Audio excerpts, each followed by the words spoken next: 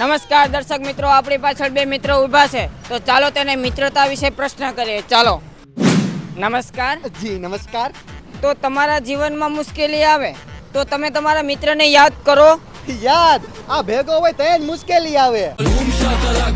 અચ્છા, તો તમારું અને તમારા મિત્રનું ભેગું રહેવું એ જ મુશ્કેલી છે? ભેગું રહેવું? અરે મિત્ર પોતે મુશ્કેલી છે.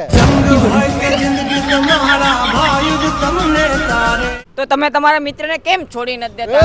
એ છોડવાની વાત ન કરતો હો, મારા ભાઈ જેવો ભાઈબંધ છે. તો તમારા જીવનમાં મુશ્કેલી આવી હોય તો તમે એને પાર કરવા માટે શું કરો?